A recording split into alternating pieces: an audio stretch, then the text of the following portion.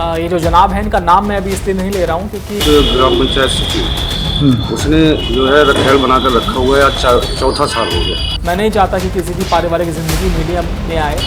और मैं ढूंढ रहा हूँ, बच्चों से मिलने की कोशिश करता हूँ, स्कूल जाता हूँ तो मिलने नहीं दिया जाता है।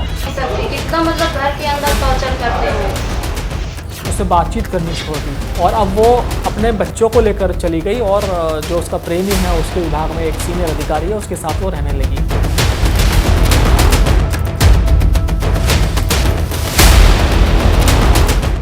नमस्कार, मैं हूं अनुराग चड्ढा।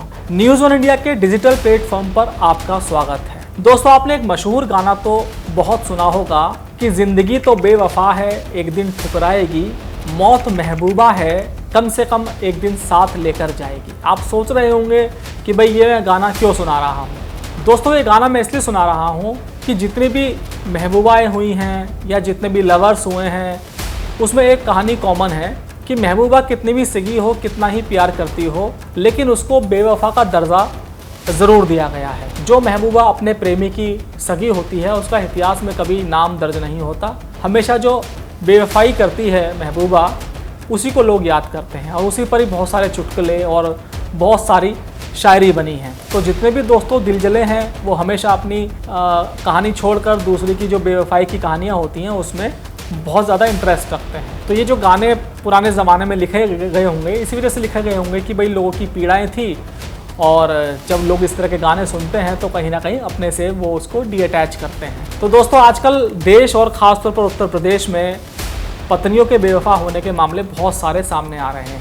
आपने कुछ दिन पहले एक सुना होगा मामला एसडीएम ज्योति मौर्य और उनके पति का, कि कैसे उसके पति ने उसको गरीबी में पढ़ाया लिखाया, मेहनत करके खुद वो बहुत बड़ा अफसर नहीं बना लेकिन अपनी पत्नी को उसने अफसर बना दिया। और जब उसकी पत्नी को ताकत मिली, कुर्सी मिली, मान सम्मान मिला तो उसने अपने पति को ही छोड़ दिया और वो किसी दूसरे के साथ रहने लगी। हालांकि ये जो इशू है अभी तक सब जुडिशियस है और ज्योति मौर्य कोर्ट में भी गई हैं तमाम इश्यूज़ को लेकर। लेकिन एक मामला और फतेहपुर से निकलकर सामने आया है। यहाँ पर रहने वाले एक सज्जन हैं, उन्हें भी ऐसी किसी लड़की से प्यार हुआ, शादी हो गई और उन्होंने अपनी पत्नी से इच्छा पूछी, भाई बताओ आपकी क्या इच्छा है। तो उन्होंने कहा कि मैं पढ़ना लिखना चाहती हूँ और बड़ी अफसर बनना चाहती हूँ। तो पति ने उसको पढ़ाया लिखाया और एक दिन क्या हुआ कि मामला वैसे 2011 का है, जो शिकायती लेटर है मेरे पास पड़ा हुआ है 2011 में।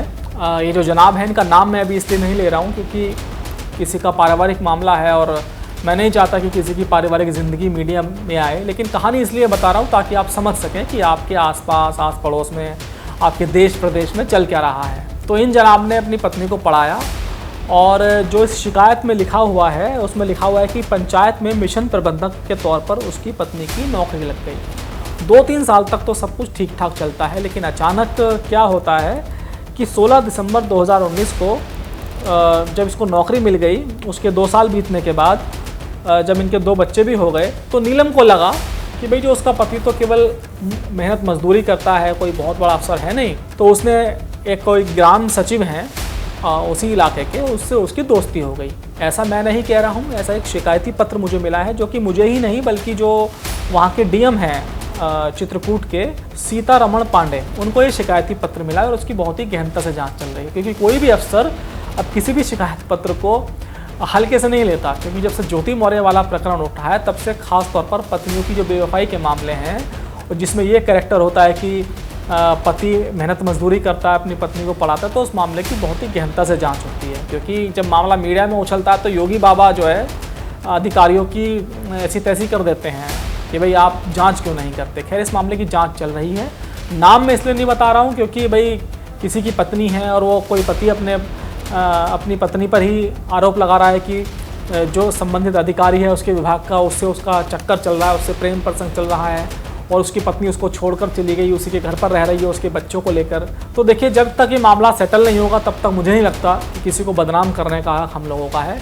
लेकिन कहानी बहुत दिलचस्प है दोस्तों, अगर इसमें ज़रा भी सच्चाई है। जो ये सज्जन है, इन्होंने अपनी एप्लीकेशन में साफ साफ लिखा है कि जो उनकी पत्नी है वो पढ़ना लिखना चाहती थी और बड़ी अधिकारी बनना चाहती थी, रोज़ाना 500 से 1000 रुपये वो कमाता था उसका पति, फिर उसने ओवर टाइम करना शुरू कर दिया क्योंकि उसकी पत्नी को बुक्स चाहिए थी, घर का खर्चा भी उसको चलाना था, उसको कुछ एक्स्ट्रा क्लासेस भी लेनी थी, बड़े बड़े टीचर ऑनलाइन महंगे मिलते थे, तो उसने पूरी मेहनत की। लेकिन जब उसकी पत्नी एक अधिकारी बन गई संबंधित विभाग में, तो उसके बाद उसने अपने पति को दूर करना शुरू कर दिया, उससे बातचीत करनी छोड़ दी और अब वो अपने बच्चों को लेकर चली गई और जो उसका प्रेमी है उसके विभाग में एक सीनियर अधिकारी है उसके साथ वो रहने लगी।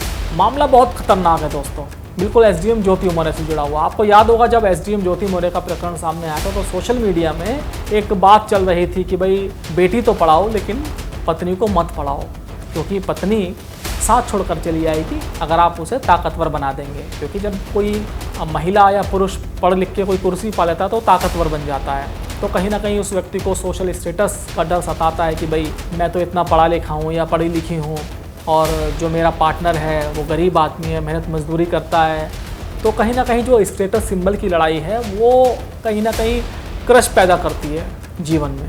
तो एक वैसी ही कहानी हम लोग आपके पास लेकर आए हैं दोस्तों, और मैं ज़रूर चाहूँगा कि आप इस कहानी को सुने और कमेंट बॉक्स में आप राय दीजिए कि इस अधिकारी जो पत्नी है और अधिकारी भी है, एक जो सरकारी डिपार्टमेंट है, पंचायत विभाग में होता है ये, और मिशन प्रबंधक के पद पर ये महिला तैनात है और वहाँ के जो जिलाधिकारी हैं वो इस पूरे मामले की जांच कर रहे हैं।